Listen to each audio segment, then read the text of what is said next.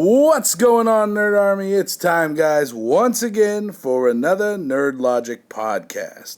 So today we have a great guest on with us, and that is Brian from MOVIEVERSE. Brian, say what's up to everybody. Hello. Hey, so guys, if you have followed this podcast, Brian has been on this podcast before. Him and I have had some great conversations about some trailers and some movies upcoming that went way too long. It's your longest podcast I think that you've done so far was with me because I just keep talking. It's all right. We like hearing what Brian has to say because he's got a great opinion on a lot of movies and everything out there. So, guys, if you haven't heard of Brian's channel, Brian, why don't you break down your channel for everyone that hasn't heard of you? Yeah, so as you said, my channel is MOVIEVERSE. They're on youtube.com/MOVIEVERSE online. We do movie reviews, trailer reactions, get into some movie news topics on weekends, and get into some very deep discussions on those topics of whatever week it is that we happen to do that.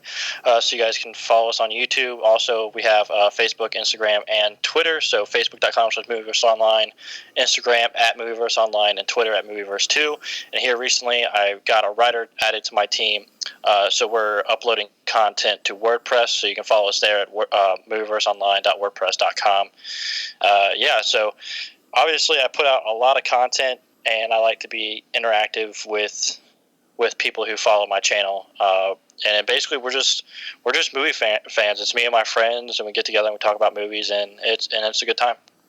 All right, well, it's a pleasure to have you back on the podcast again, Brian.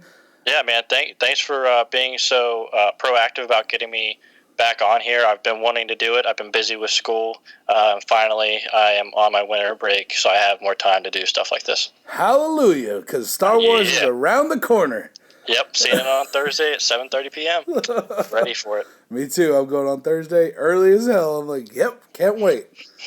I'm off Facebook. I'm not like I'm done with social media for the week until I see that movie. Going dark, because it comes out tomorrow. Yep. I think all over the world, like a lot of different countries, comes out tomorrow. Mm. Yeah. So fuck that. So go dark on Facebook, guys. Go dark. Yeah.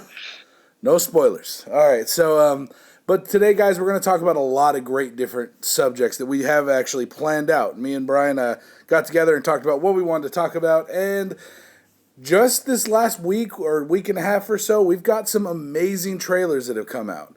A lot of trailers. I know. So what we're going to do is we're going to talk about 3 different trailers that came out this last couple weeks or so. We're going to talk about the Batman v Superman trailer. We're going to talk about the Teenage Mutant Ninja Turtles #2 trailer. Out of the Shadows. Not the video game, guys. The movie. And then we're also going to talk about a trailer that we actually both saw and enjoyed quite a bit. And that is going to be Civil War trailer and Apocalypse trailer. Yeah. Civil War was good. Apocalypse was fucking amazeballs. Yep. But we'll get into those. We're going to talk about those briefly, guys. So, like always, look down in the description down below and find the timestamps about what you want to talk about and what you want to hear about from us. And we will talk. You guys can jump ahead and check out what we talked about. So, after that, we're actually going to do a new segment we're doing here on the podcast. And that is going to be called Nerd Rumble. So, what we're going to do is pose a couple different things. Like, tonight, we're going to talk about, we're both picking a hero or a villain from DC and from Marvel, and we're going to see which one of those, how they would work out as a live-action movie as a fight versus each other. Very similar to Batman v Superman.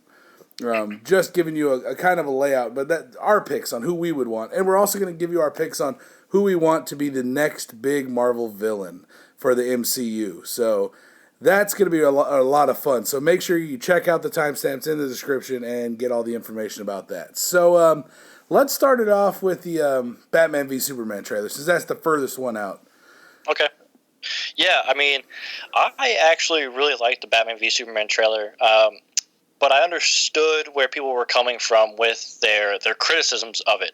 I really liked the banter back and forth between Bruce Wayne and Clark Kent at the party. Bruce Wayne says, maybe it's just a Gotham City in me, but we are kind of used to having freaks dressed as clowns, and he kind of like stares down Clark Kent. And what that said to me was that Bruce Wayne knows that Clark Kent is Superman. I felt that same thing. I thought he knew right away. I'm like, shit, he knows. The look in his eye and like the smirk on his face just told me that he already knows that Superman is Clark Kent. And I don't think that Clark Kent yet knows that Bruce Wayne is Batman. So I think Batman has that leg up in the quote-unquote fight that they're going to be having in this movie. So that was good. I loved seeing Wonder Woman. I'm really still iffy and hesitant on my feelings towards Jesse Eisenberg's Lex Luthor. Now, he could just be basically like Bruce Wayne, how he puts on a facade in front of the public, but then behind closed doors, he's like this stone-cold killer type person. Yeah. And if they do it that way, I'll be fine. But the way that they portrayed him in the trailer still has me a little hesitant. Okay, what'd you think about the Doomsday reveal? Yeah, I understood why people were so upset about Doomsday being revealed in the trailer, because you have to look at it this way, right? So, since we're nerds, we know that Batman and Bruce Wayne eventually, or Batman and Superman are eventually going to team up together to fight a bigger evil, right? So, but there's a whole, like, millions of people out there who aren't into it as much as we are, right? And a lot of people were saying, well, from the first couple trailers, well, why are Batman and Superman fighting each other? Aren't they supposed to be friends? And so WB/DC answer that with this trailer showing, hey, yeah, they don't get along at first, but then they're going to team up to fight this guy, right? So they were doing that to bring in those people and answer those questions, because they already know that you and I are going to go see this movie regardless. Mm-hmm. So their objective from a marketing perspective is to get people in seats. And so I think that's what they were trying to do with that last bit of the trailer. But I still liked it. I still, it confirmed some things that I had already heard from different outlets about Doomsday being in it. And now we're hearing rumors about even a even bigger bad showing up at some point in this movie, which I don't know are necessarily true or not, but I mean, it's out there. But yeah, so I personally didn't have a problem about Doomsday being shown in the trailer, because it's been said in the synopsis that they, come together to fight a bigger evil. So yeah, I didn't have an issue with Doomsday being in there.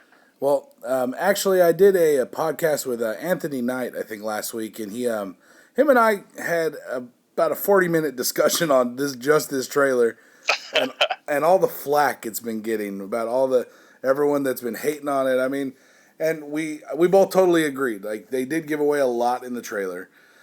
Yep. If you didn't already know this story, then, yeah, you saw the whole premise of the movie for the most part. Yeah, it was a capsulated movie in 3 minutes, basically. Yeah, but if you do know the storyline behind this and the Frank Miller graphic novel, and you really understand Batman v Superman and what it's really going to be about, you already knew that shit. You didn't. It wasn't a surprise. Yeah. You already knew they're going to team up at the end and come together, and especially the people that are getting the most angry about this are the nerds. And I'm like, why are you guys getting so damn mad? You already knew this shit was going to happen. Yeah, I think it was because a lot of people were very, very interested in the whole idea of Batman and Superman fighting.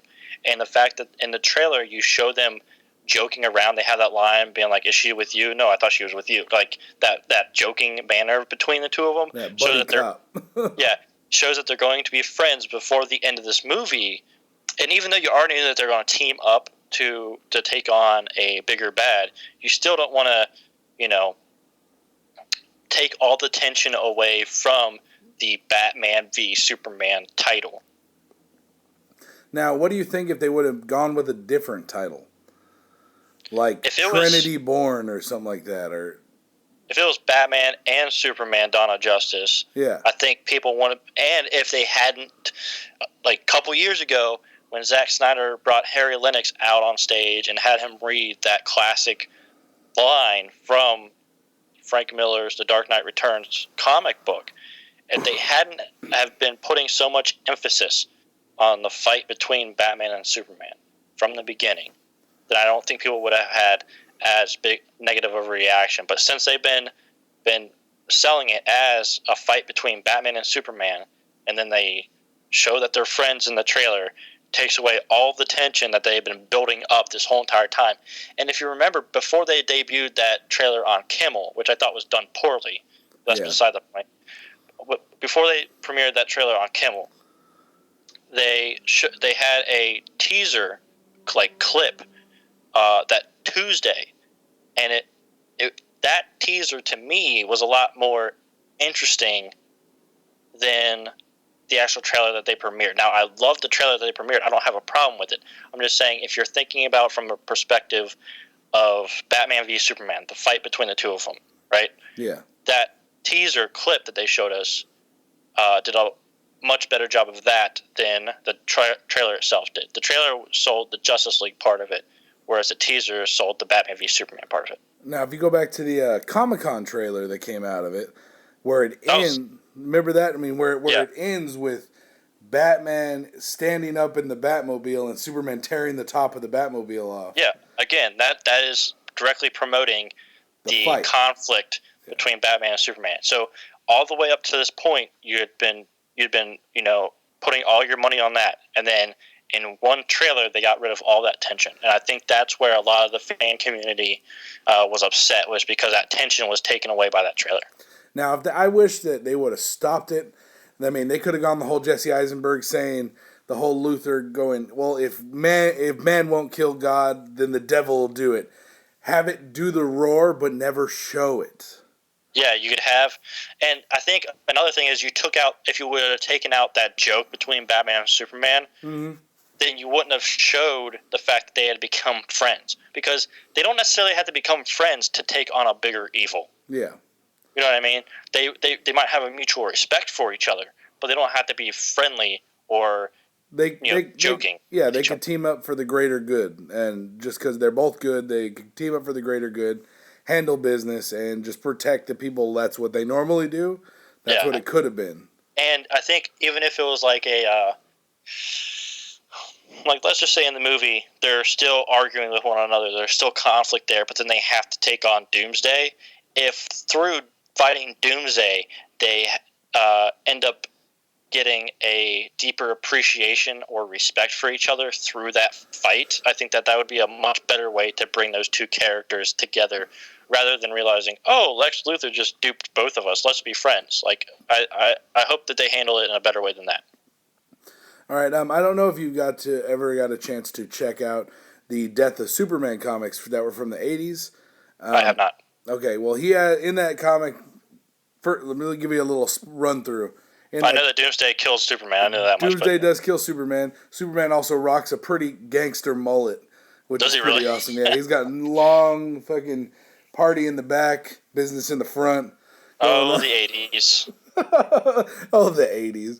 But yes, he does kill him. And there's a lot of people speculating that they could kind of lean towards that way. They're not, me personally, I don't think they're going to kill off Henry Cavill. I mean, he comes right back, but obviously, no one ever really dies in comics except for Uncle Ben and Jean Grey for like 15 years. But I mean, other than that, everyone comes back. No, they're not going to kill. They're not going to kill Superman. They might not even kill Doomsday. If the rumors are true about a bigger bad showing up in this movie, other than Doomsday, it'll probably be at like the very end as like not a post credit or whatever, but just hinting at the next step for the Justice League. I think a possible way for that could involve Cyborg in a boom tube and some parademons and Apocalypse. So or not, yeah. I mean, we get that nightmare scene that we see in the trailer. Those sure as hell look like parademons. I don't know what people are saying. Yeah. No, it's not, dude. Those look just like parademons. Are you kidding me? Yeah, but so I think that might be a way to get rid of Doomsday without killing him. And they're not going to kill Henry Cavill as Superman. I like Henry Cavill as Superman, and a lot of people did. I know there's some people who didn't.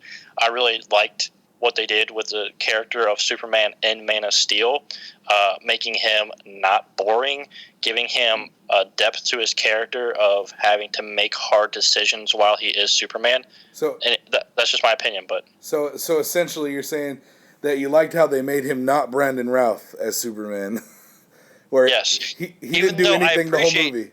I appreciate Brandon Routh as Superman for like the way that he looked, but that movie was boring. Not necessarily. I don't fault that on Brandon Routh, but the writing. Yeah, the writing was bad. I mean, that movie alone, Superman Returns, is probably my least favorite Superman movie, and that's even below Superman 4. And who directed that? Bryan Singer, which goes into X-Men Apocalypse. You see what I did there? He should have never left X-Men. So yeah, let's jump right into X-Men Apocalypse. So yeah, me personally, this was my favorite trailer out of all of them. Agreed. It was just epic. I'm a huge X-Men fan. I've always been a huge X-Men fan. So getting this trailer and this storyline told on the big screen is like a dream come freaking true for me. I think the number one thing that 20th Century Fox did by releasing this trailer is taper people's hesitation about Apocalypse. You mean everyone calling him Ivan Ooze and shit from all the pictures we got? Yeah, because I don't understand why they would allow a magazine to post pictures of Apocalypse when he looks purple, unless that's what they were originally going to do. Because a lot of people were saying, oh, well, once you go into post and you do this and this and this, then it's going to change the color of the character. I understand that, but then why let a magazine post pictures of an unfinished product without giving any kind of context to it, saying, hey, this is what he looks like now, but after post, this is what their plan for the character. But they didn't do that, so it left people thinking, "Oh my God, this is going to be terrible." Which is funny because they didn't do anything different with the actual costume that he has. The only thing that they changed is the color, but that color made all the difference. Oh yeah, got him back to looking more like the character from the comics. But I mean, all in all, in the freaking trailer, we don't see him all that much. No, you get a few brief glimpses of him, but even in that, it shows that that the character is not going to be purple first off, which is great. But I mean, this could be in response to the fan backlash. That's what I'm saying. Like, why would they have showed those pictures if that wasn't what he's going to look like? You know what I mean? So I think when they released those pictures and they heard the backlash of the fans, they said, okay, we cannot let this happen. We need to make sure that the fans are going to like this character because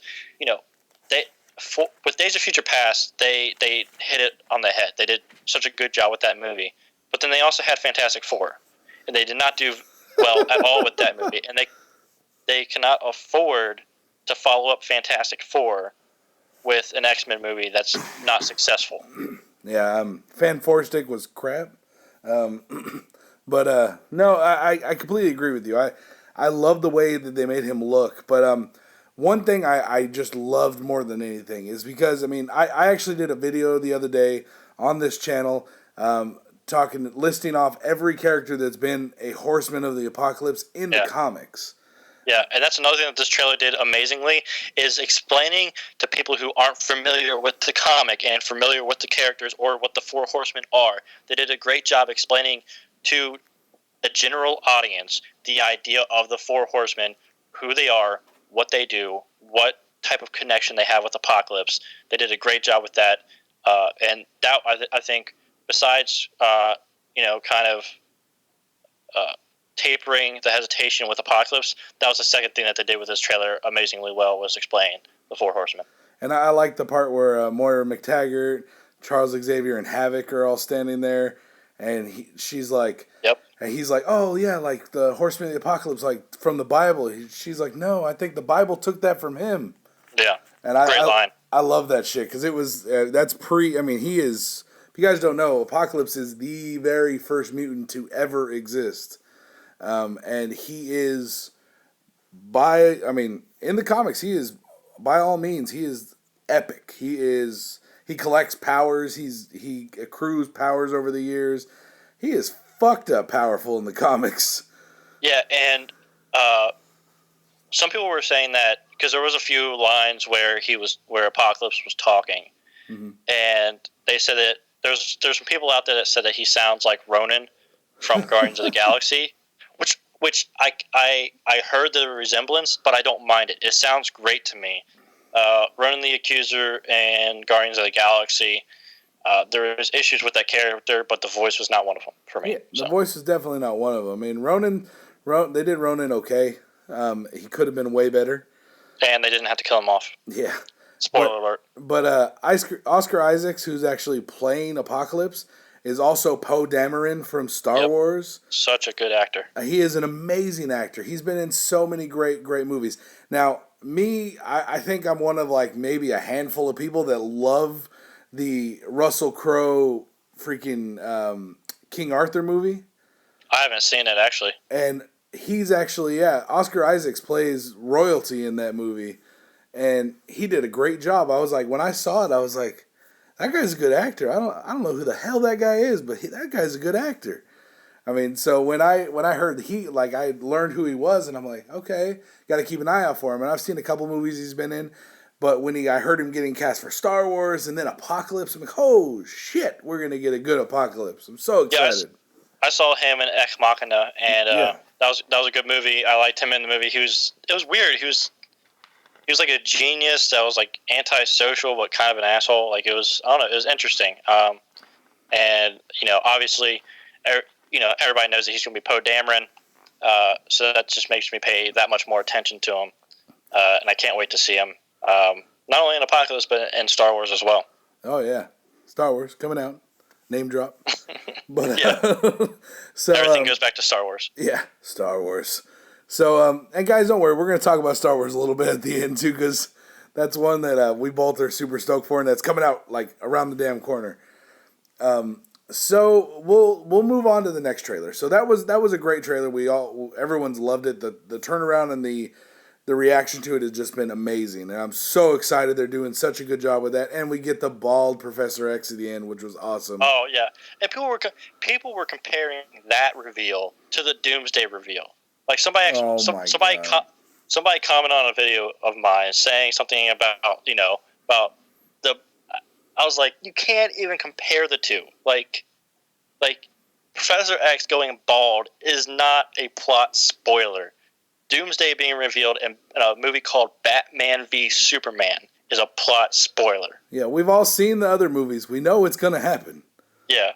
So it's not really a reveal. It's just like, hey, guess what? I'm bald now. It's a tip of the hat. It's a tip of the hat to fans who love Professor X. Now, if you have James McAvoy looks just like Stewart in that little shot too. He totally does. Yeah, it's awesome. Now, to me personally, just this trailer, James McAvoy destroyed it. He was amazing. He had so much range. I mean, it's like Patrick Stewart, at this point. When he's in Cerebro and he says, "I've never felt power like this before," and he cries. He goes through like three emotions. He goes through like being scared, loving the power that he's feeling, and then having like respect for it, all in like the same shot. And it was amazing to see him go through that progression and it was just in like a few seconds. And that's the kind of acting chops that he can bring to the role. Him and Michael Fassbender as Magneto. Both great actors. I'm so glad that somehow 20th Century Fox signed them onto these roles for an undisclosed amount of films. Oh my god! Actually, I think Apocalypse might be their last, or at least that's the last on their contract. So they're going to get like huge bumps up. They're going to pull truckloads of money into their into their yard, and great stuff. And I agree, both of them are amazing actors. And to me, I mean, when we first got those guys cast as those two iconic characters that we had Ian McKellen and Patrick Stewart in, you're like, dude, you're looking at some of the best actors ever that they're having to compare themselves to. And both of these guys have just knocked it out the park. Amazing, amazing jobs.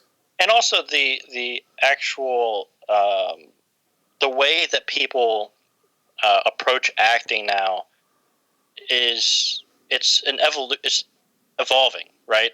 So like now you have these actors like Jared Leto who completely immerses himself in the character for the whole time that he's filming, not just when he's on screen. Character actors. Yep. Yeah, but when he's actually like, sending presents to his cast members as the Joker, like, signing the cards by like Mr. J, like that's where like some of these actors are, not all of them, but where some of the actors are going.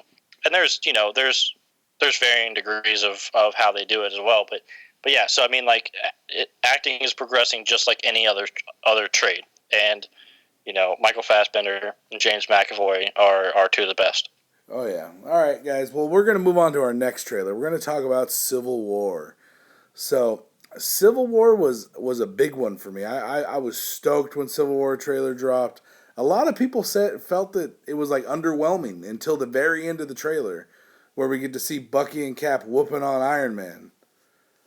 Yeah, I was actually one of those people who felt that the trailer was underwhelming. And now, when I say underwhelming, I don't mean that I didn't enjoy it. Yeah, I definitely enjoyed the trailer, but I guess a little bit of the trailer for me was confusing because from the trailer I couldn't tell whether the central storyline was going to be these Sokovia Accords or if it was going to be Bucky on the run. And I think those two they're not mutually exclusive, but I think that the trailer could have done a better job of showing us what the main storyline is. And I think that the trailer didn't do that, at least for me. Now, I've watched it many times since that initial trailer reaction that I had, which I got a lot of hate for. but I've grown to like it a little bit more. Some of the things that I did like about the trailer was obviously that like splash scene there at the end where it's Bucky and Cap versus Iron Man, and they're just going to town on Iron Man. Black Panther looked great. Oh yeah. The scene where he's like running through the tunnel and he's running very, very fast. And I think what's interesting for me, what's going to be interesting is the relationship between Black Widow and Captain America, because we basically the whole movie of The Winter Soldier was building up that relationship, and now it seems like they're going to be on opposite sides.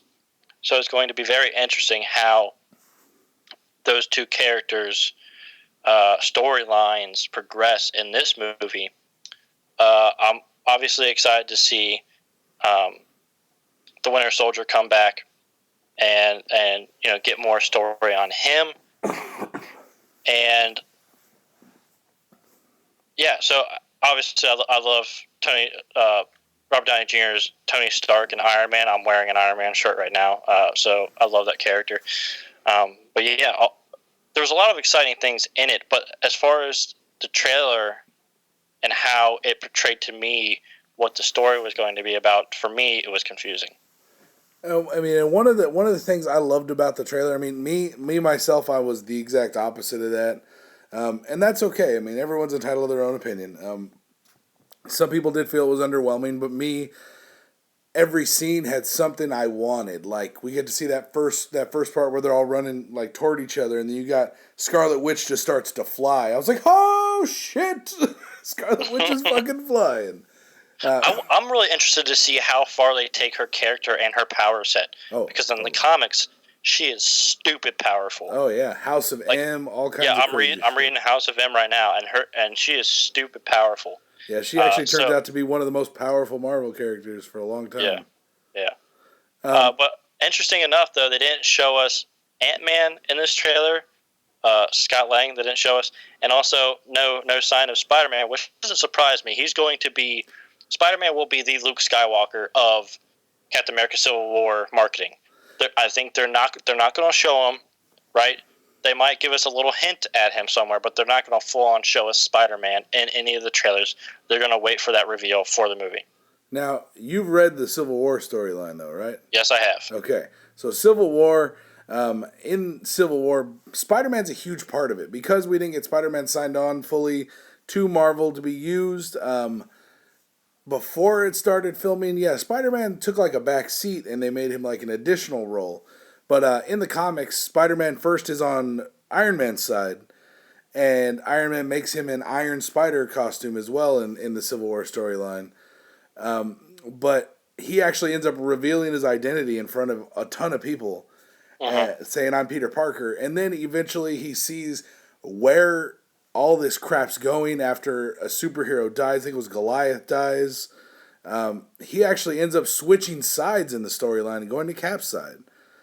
Yeah, and what's interesting is actually this thought just came to my head when you talked about Spider-Man revealing his identity to the public. I'm kind of curious of how they're going to handle Black Panther, because they could do a similar thing with Black Panther and it would work. Because you could have Black Panther, the character, show up, and I have my theories as to why he shows up and why he's not on Captain America's side, at least in the beginning. But you could have him show up as Black Panther and have nobody know that he's T'Challa, the king of Wakanda, right? He could just be Black Panther. And then he could come out to the public and say, hey, I'm T'Challa, king of Wakanda. I'm here to represent my country, type of thing. Okay. And I think that that'd be an interesting way to kind of have a similar scene as where the comic book it was Spider-Man, but in this movie it could be Black Panther, and it could work in that kind of way, in my opinion. Because I mean that in the comic that was a very tense scene. It was like a whole lot of thought process going on. It's an iconic scene in the comics for sure. It's hard to compare to. It really is. It was the first time that Spider-Man had ever revealed his identity to the public in any comic book. Yep. And in the comics, secret identities were a big thing. One of the big steps that took us away from that was the first Iron Man, where Tony Stark comes out and says, "I am Iron Man" at the very end of the movie, and that practically did away with the secret identity thing. So right now, Spider-Man might be the only character in the movies that has a secret identity, and then you have like Daredevil and stuff like that on Netflix. But as far as this is concerned, Spider-Man might be the first character that we get introduced to in the movies that has a secret identity. Yeah, so, and I agree with you, the way that they can use T'Challa, they can actually use Black Panther and do it that way. And that was the initial idea. A lot of people were like putting that rumor out that Black Panther is going to be the Spider-Man character from the comics. But, I mean, and the way they're doing this in the comics, another thing in this trailer that just blew me the hell away, and a lot of people really didn't, like, they're like, who the fuck is that? Like, no one understood. I'm like, General Thunderbolt Ross is the guy that's presenting Cap and calling Cap a vigilante. Yep. And if you guys don't know, in the comics, General Thunderbolt Ross becomes the Red Hulk. Thaddeus Thunderbolt Ross. Yep. And he is actually when he's the Red Hulk, he's a freaking awesome character. He is such a badass. Can I talk rumors real quick? Or not rumors, but like my theories. Yeah, let's hear them. Guys, this is all speculation, so if this turns out to be something that happens in the movie, I am completely sorry. If you don't want to know any of this, just fast forward.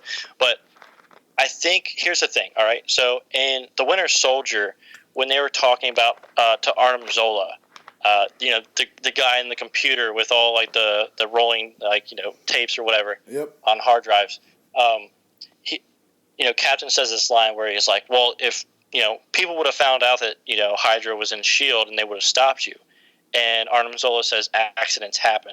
And then he shows, files of like Nick Fury being dead, because at the time, people thought that Nick Fury was still dead. And maybe they still do, I'm not sure. But also, they showed Howard Stark in a car crash, dead. And some other files that I don't remember, right? So here's my theory and why Black Panther would be on Tony Stark's side fighting Captain America. Not because Black Panther agrees with Tony Stark's ideology, but because I think that the Winter Soldier could be responsible or was made to look like he was responsible for the assassination of T'Chaka. Mm-hmm. Black Panther's Poppy. Yeah. And that would be a way to bring Black Panther into the story in a natural way and explain why he would be on Tony Stark's side. But also, I think that the Winter Soldier was responsible for the assassination of Howard Stark, because Arnim Zola says, accidents happen. shows a picture of the Winter Soldier with a sniper, shows a picture of Howard Stark in a car dead.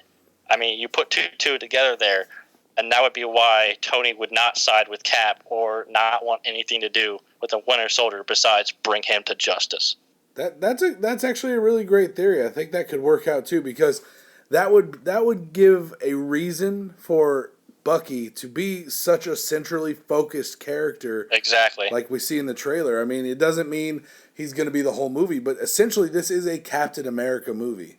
Yep. People keep thinking, no, it's a Civil War movie. It technically is an Avengers movie. No, it's a Captain America focused film. And that is one thing that the trailer did well.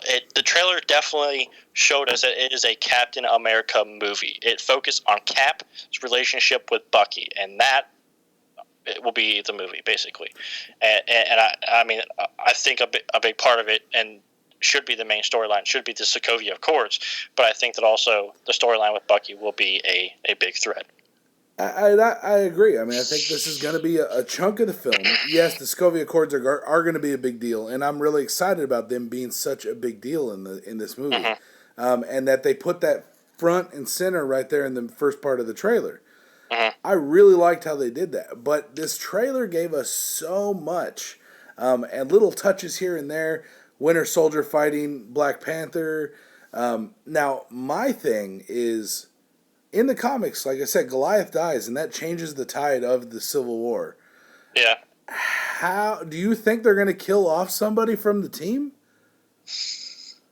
Let's see. And maybe Hawkeye is finally going to die like he should have last time?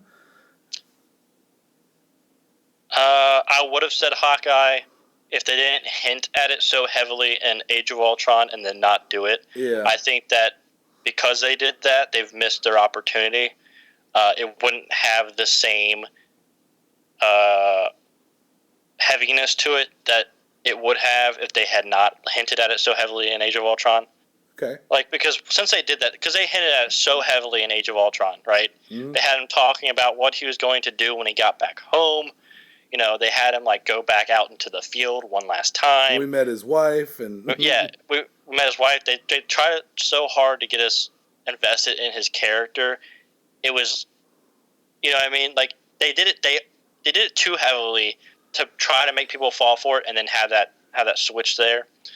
Man, I don't know. I really don't. Because that's the point in the comics where if there the was whole a character, twists. Ooh, yeah, Rhodey. Now I know in the trailer they showed. I know, but I don't think he's dead in that scene. I don't think they wouldn't show a dead character in the trailer. But who knows? They showed Doomsday and BVS trailers. So I don't know. I could Fuck be wrong. it. Let's just ruin trailers. Come on. Let's just do it. No, I don't think he's dead in that trailer, but he is also a possibility because, I mean, I don't want to talk numbers here, but you got Black Panther coming in. You have Falcon. You know what I mean? Like, as far as the diversity part of it, you know, they have their boxes checked as far as that's concerned. But that would also, and way beyond that, because that's not even really a thing that matters. But, like, if you want to talk about getting Tony Stark's character in a specific mindset, that's what would happen, especially if it was his fault and some of his friends that are on his side switched to Captain's side. But yeah, I honestly have no idea. I mean, yeah, that would be a cool touching point, but I'm not sure if it'll happen. And we did get to see that scene with Rhodey being held by Tony, and Tony looked pretty distraught. But, yeah, but I think that's a misdirection. Yeah, I do too. But like I was saying, like with that whole idea of it, that would definitely be a game changer. But who would you get rid of, because we've invested so much with each one of these characters little by little, and I think getting rid of any one of them at this point in time would be bad. Now, I know Chris Evans has, one more movie on his contract? They'll probably sign him back. Yeah, most likely. But do you ever think we're ever going to get to see Bucky take over as Cap? Like what happens in the comics? Because Cap gets killed and Bucky takes over the shield.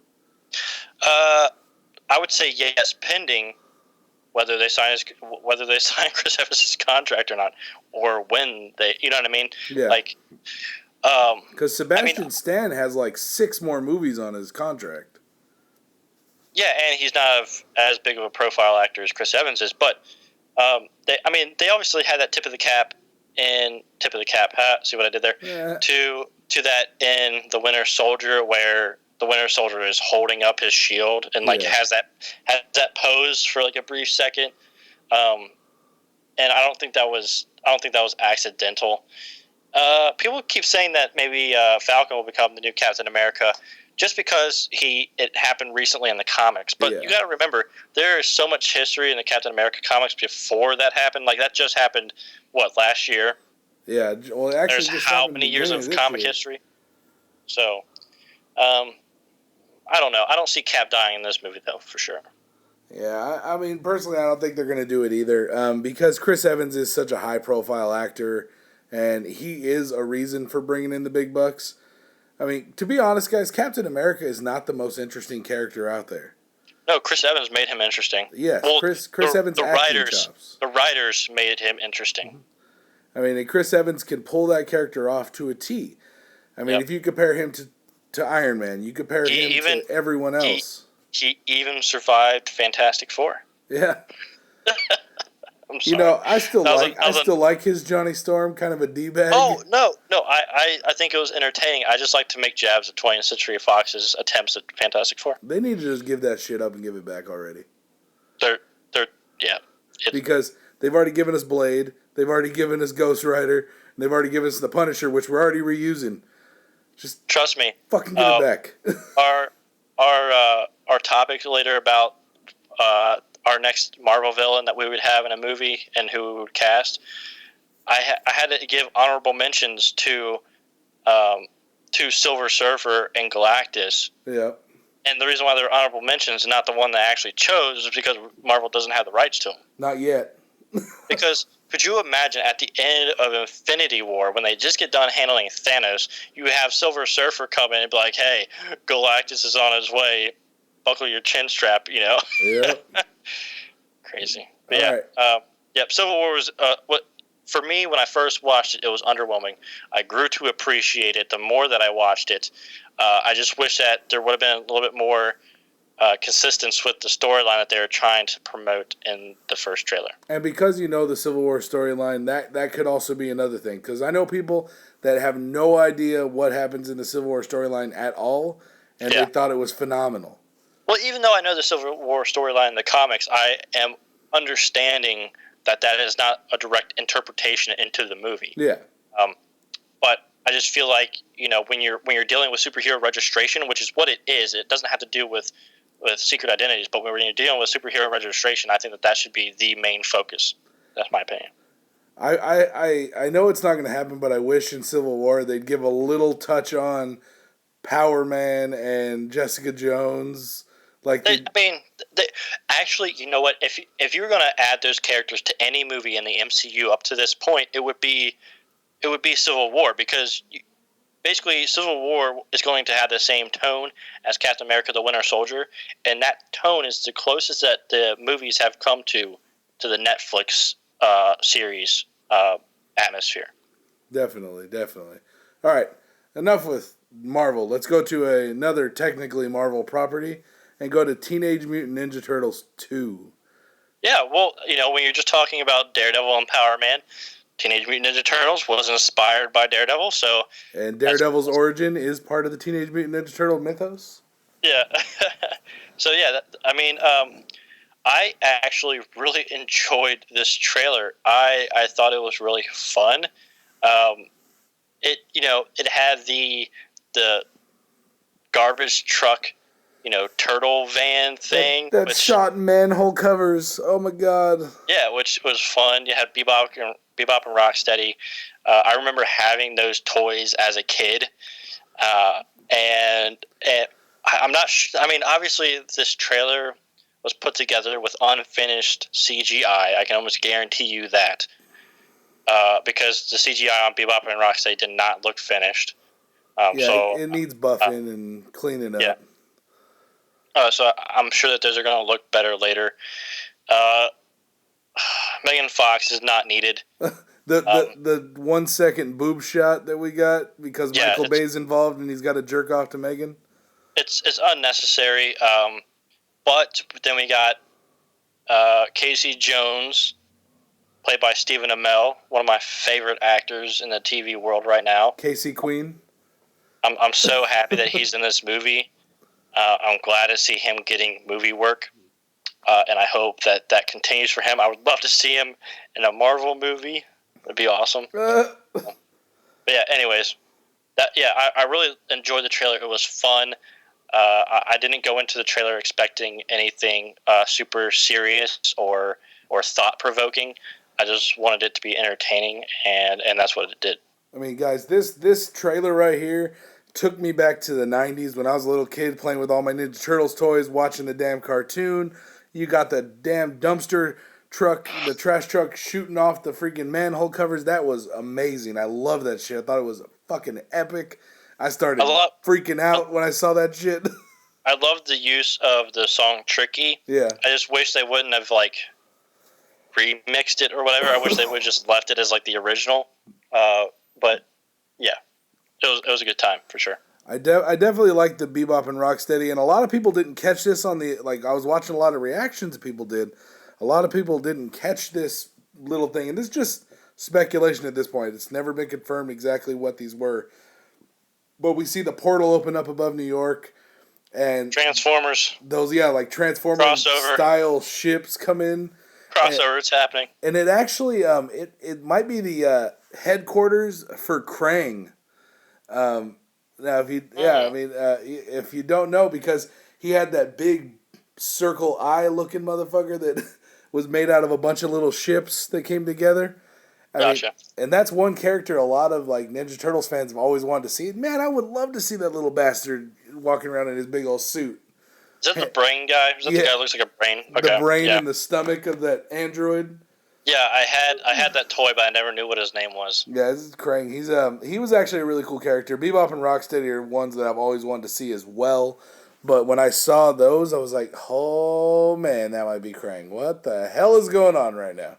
I just think we should have a G.I. Joe, Transformers, and Mutant Ninja Turtles crossover. I think that'd be ridiculous. Let's just make sure a real director can take that one over, because that's a lot to bring in. Michael Bay's doing Transformers. He's producing Teenage Mutant Ninja Turtles. Why not? So when Shia total sarcasm. When Shia LaBeouf walks in and sees April O'Neil, he's not gonna know her. So when did you change your name to April, bitch? That's funny. Well, she did break up with him, so she probably moved to a new town and changed her name. Going to New York, gonna be a freaking reporter. Shia LaBeouf's a crazy guy in real life, so he's probably a creep in the movies. Oh my god, that would be funny to see Shia LaBeouf come into the Ninja Turtles world. Just oh my god, do it! Yeah, just do it. Yeah. I mean, it was a great trailer. Yeah, we got off on a little tangent. Tangent there. We got into making our own universe. Yeah. Copywritten now. Yeah, all rights reserved. Let me know, Michael Bay. Yep. I'll quit talking shit about you if you'll put me in one of your movies.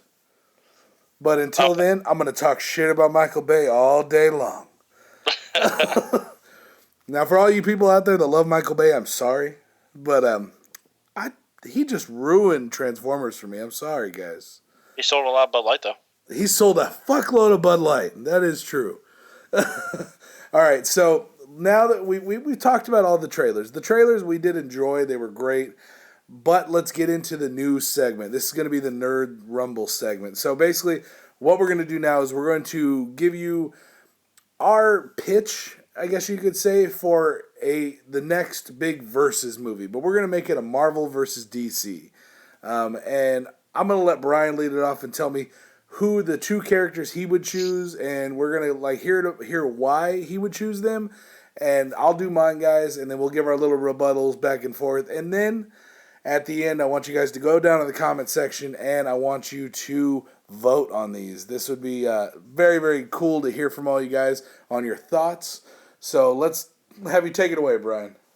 All right, so this one is hard for me to say who would win. I'm more familiar with one character than the other, but I thought that this would be an epic battle if we saw these two characters meet. And that is Vision from Marvel. Okay. And Martian Manhunter from DC. Holy crap. Okay, so the reason why I chose these two characters is because they have a similar power set, right? So they both have phasing abilities. They can both change their density. They can both fly. They have optic beams. There's a lot of similarities between these two characters. Now, obviously, Martian Manhunter has a psychic element to it. He has telepathy and telekinesis, and it's been said that the Martian Manhunter is as powerful as Superman. But the Vision, and here's the thing about the Vision, right? In the comics, the Vision has a solar gem, right, in his forehead. But in Age of Ultron, he has the Soul Gem, an Infinity Stone in his head, and that's the Vision I'm choosing because that Infinity Stone adds a whole new level to this battle that we're talking about here, and the Vision can wield Thor's hammer. I knew you were going to bring that part in there. So you want to talk about a character that can wreck shit? It would be him. But Martian Manhunter, like I said, he can also shapeshift. He has regeneration. They both have superhuman strength, durability, and flight, and agility, and all that stuff. Vision can make analytical decisions in a millisecond. I don't know. I thought of these two characters as soon as you told me that you wanted to do this, and I was like, all right, I have to throw this out there. And you probably have more knowledge than I do of Martian Manhunter, but from my perspective, I just think this would be a crazy fight to see. That's definitely a cool one. Now, before I give mine, guys, Brian and I told Brian about this, and neither of us told each other anyone that we were choosing. And I'm glad we didn't, because my fight that I'm going to pitch to you guys is Martian Manhunter versus Sentry. Now, Sentry is a guy named Robert Reynolds. You probably are familiar with him. Sentry is actually one of the most powerful Marvel characters. Essentially, he is the fucking Superman of Marvel. Yep. Because he has so many powers. Like his powers are superhuman strength, speed, stamina, durability, agility, just like Martian Manhunter. He has accelerated healing, just like Martian Manhunter. He has flight, enhanced capability. He can perform, actually resurrect himself if he dies. So, just like Martian Manhunter, if Martian Manhunter dies, he can essentially, his body will repair itself and he will come back to life. I forgot one thing, though, about my battle, right? Yeah. So, Martian Manhunter has a key weakness, and that's fire. Fire! So, I don't see as glaring of a weakness in Vision as that is.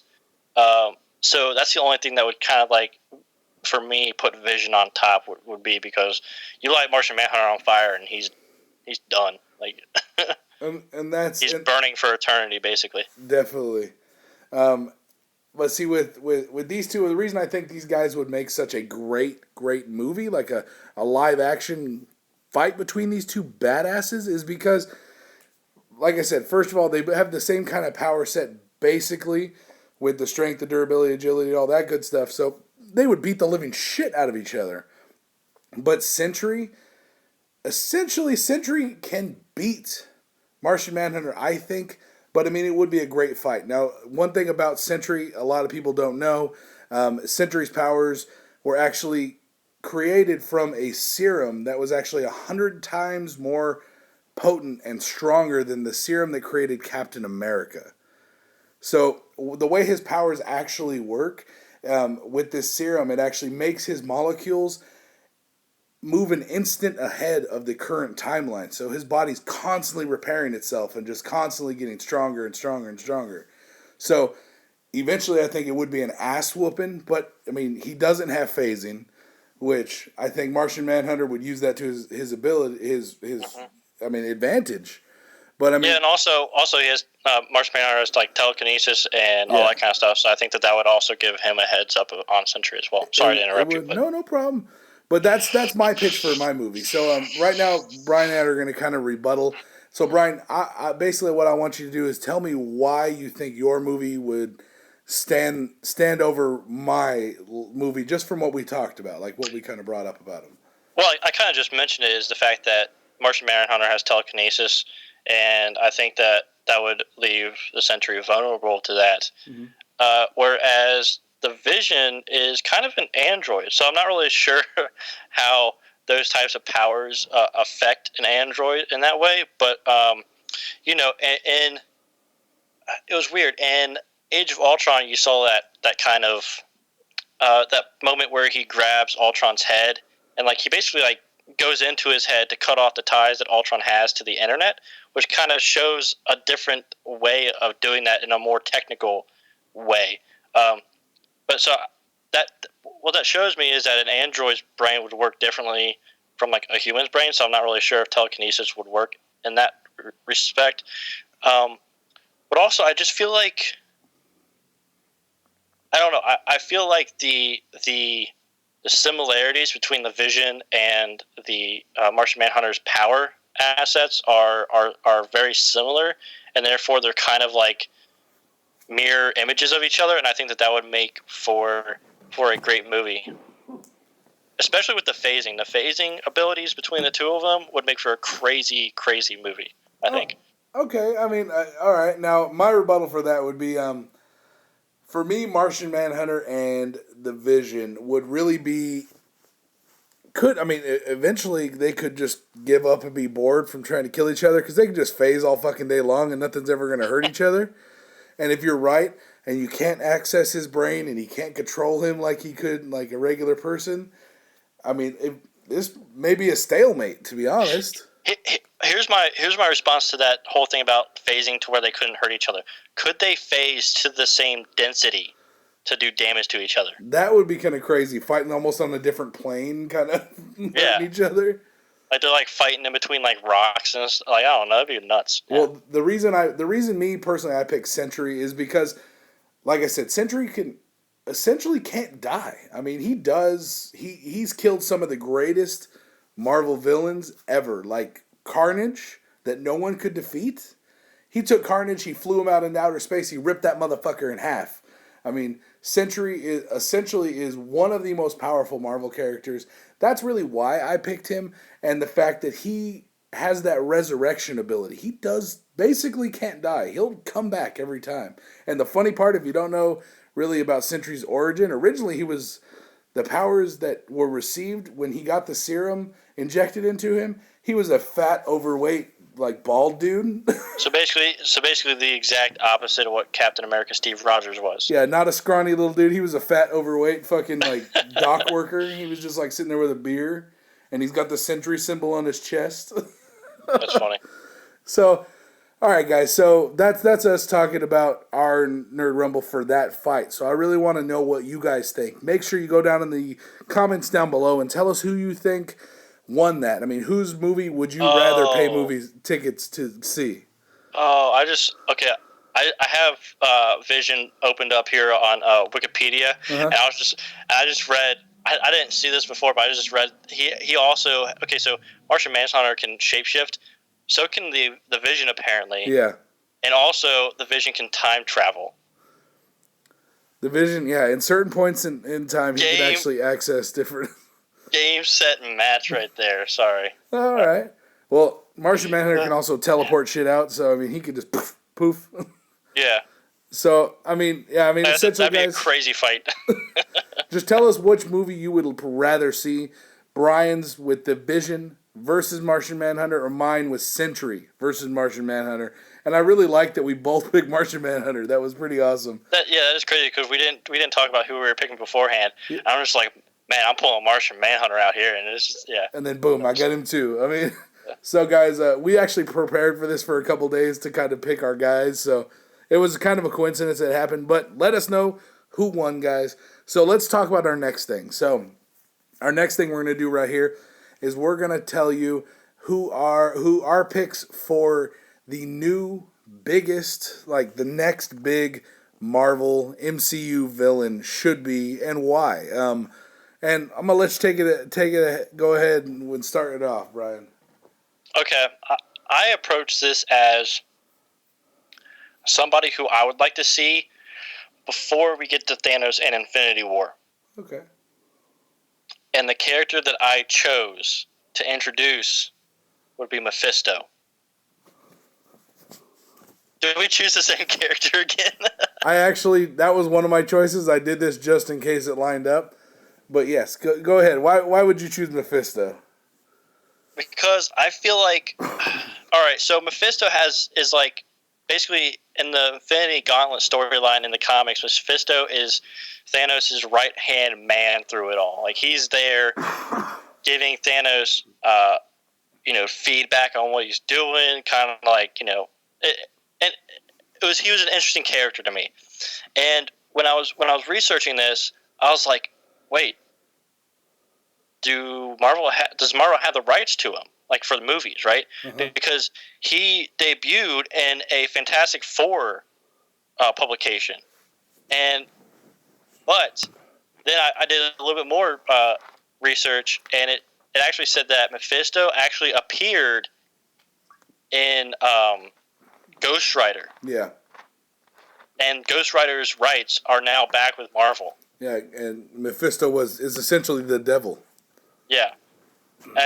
So I think that the reason why I chose Mephisto was because it would be a character that you could introduce in Doctor Strange as the villain, and then expand on his role going into Infinity War. The actor that I would cast for Mephisto is Robert Knepper. He's done a lot of TV. He's been on the Blacklist. He's been in some of the Hunger Games movies. He's a really good actor, and he looks like he could be Mephisto. But yeah, like I said, I think Mephisto would be a good villain to introduce in the Doctor Strange movie because he is basically the devil. He's gone to different realms, which they're going to be diving into in the Doctor Strange movie, and he is super, super powerful. And so I think because you could tie him together with Thanos and Infinity War and Doctor Strange, I just felt like that would be a great character to go with. Yeah, I mean that actually is a really, really good character, and I did choose a couple different options for here, and Mephisto was my number one because he's such a good character. But Dude, I did have hilarious. a backup. I did have a backup just in case that shit happened. Yeah, that's hilarious. So my choice then, okay, so my backup choice I already had set up is actually Carnage. Now, so before anyone says anything, Sony, now that we have the partial rights to have Spider-Man in the MCU, that also includes his villains can be in the MCU. So that's kind of why I chose that, because essentially he could show up after we meet Venom, and because he is actually the offspring of the Venom symbiote. But Carnage is just that much more insane because the guy inside the suit was already way more broken and nuts than Venom ever was and Eddie Brock ever was, and that is Cletus Cassidy. Yeah. Now, Cletus Cassidy is a crazy, psychotic mofo. This guy is like one of the nuttiest people in the Marvel universe in the comics. He is just insane. Now, a lot of characters, like character actors, and a lot of actors popped up into my head for this guy. Some were good, some were like, eh. But one that's always been my choice for this, and I know he's getting a little old, but that would make it all the more just amazing and promising. And a lot of people are going to hate this, but I would cast Jim Carrey as Cletus Cassidy. Because Jim Carrey, even though he's getting a little older now, he could still get to that crazy psychotic point. Like, I really love him in the number 23. Yeah. And bringing a character like when he was actually the full-on character at the end, when he remembered who he was and about him writing the book as Topsy Kretz. He was a fucking psycho. And, like, getting to that point, even further than that, becoming Cletus Cassidy and just losing his shit. Like, Jim Carrey is a guy that can play any role. He really can. He can go to the serious roles, he can go to the darker roles, but he is most notably known for his funny and nutty fucking roles, like crazy ass roles. So I would love to see Jim Carrey as Cletus Cassidy. There's many other actors that pop into my head, but he's just the one that stands the strongest for me. So Cletus Cassidy, they could, like I said, lead into Spider-Man fighting Venom, and then some kind of symbiote shows up, and maybe with a tie-in character from the MCU. Maybe someone showing up to help out Spider-Man with something, because they could still cameo in the Sony film as well. Just to help tie it in. I mean, it doesn't have to be a big character, but maybe someone from the MCU jumping into the Sony realm.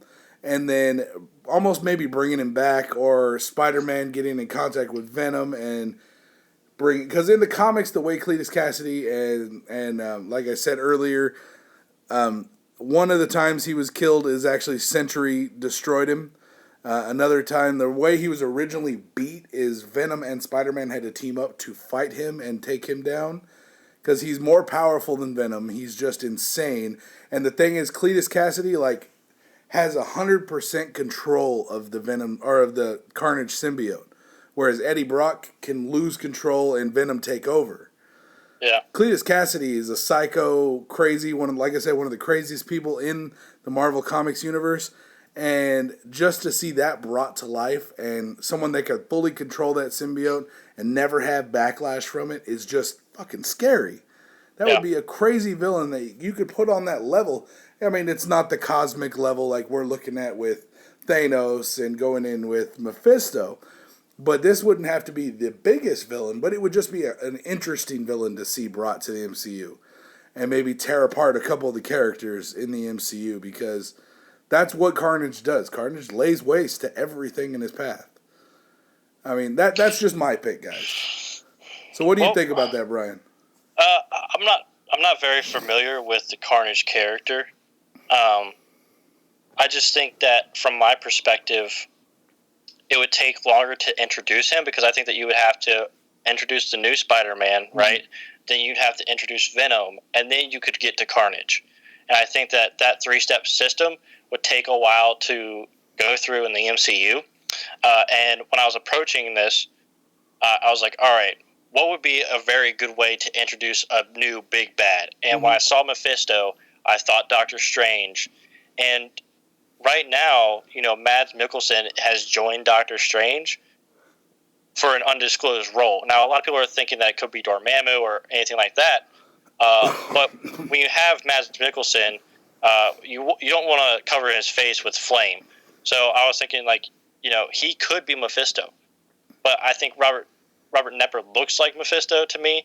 But I think that, they don't have to cast somebody who looks exactly like the character. And I think Mads Mikkelsen is a good enough actor.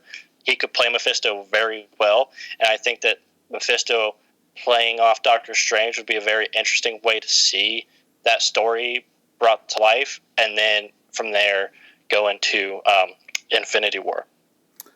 I mean, and you make a good point. So, guys, like I said, we're just going to rebuttal what we try to fight for our picks. But I mean, you do make a good point. That would be a much easier way to live it. Just skip right into it. Now, with the 2017 Spider-Man standalone they're talking about, they are mentioning that. I mean, some of the rumors are that it could be the Sinister Six showing up. It could be Last Hunter. Yeah, I mean, it could be a lot of different characters. But why not Venom? Maybe we'll get a good Venom that's not Topher Grace, and oh my God, kill me now. But from Spider-Man 3. But why not bring Venom in? And then that would mean by 2019 we could have a Carnage in there. It's not that far out. I mean, it's far out, but it's not that far out. So I mean, I think yours is a great idea with Mephisto, but I also think Carnage could work. But guys, that's just what I wanted to do with this Nerd Rumble right here. I want you guys to vote. You, the fans, you, the listeners, everyone that's listening into this hour and 9 minutes so far, and give us your input. Tell us what you guys think down in the comments below.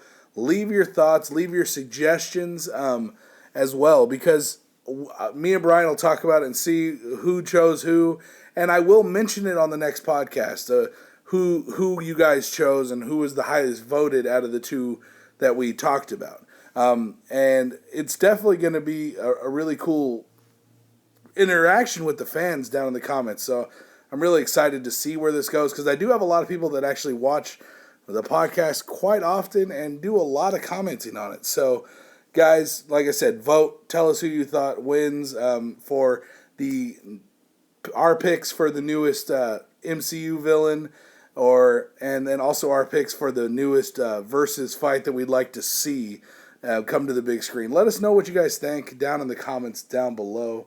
But guys, it's been great having Brian back on the podcast. I hope to have him on again soon. And Brian, anything you want to leave us with before we sign out? Yeah, man.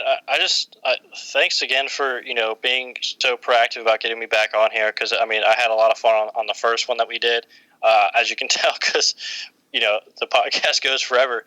But yeah, and I just want to say, like, the best thing about doing this thing on YouTube is having the interaction with people who are like-minded and who really like these films and these characters, and you get to have a conversation with people that otherwise you would never come in contact with.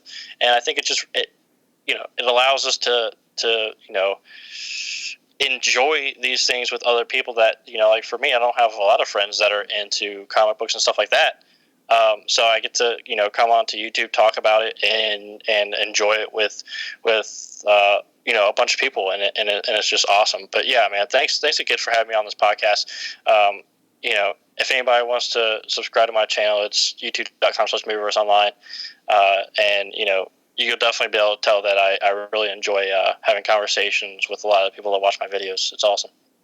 All right, well, guys, and also I will have all of Ryan's information down in the description down below for all his different connections for his Twitter, everything. So I'll have all the links down in the description below. I'm gonna have him send me all those, and I'll put them all in the video. So guys, I go all out. Yeah. So guys, thank you very much for tuning in to the newest Nerd Logic podcast. I hope to see you guys next week, and make sure to stay tuned for all the upcoming events. And go over to Brian's channel, subscribe, tell him you heard him on the podcast, and tell him Nerds Mariah sent you guys. So thank you very much for tuning in, guys, and we will see you next time. Later on. If you liked the video you just saw, make sure you rate it with that big thumbs up. Make sure you subscribe so you can check out all the other nerdy videos we have just like this one. Also, check out my Patreon account and become a patron if you like, for access to exclusive content.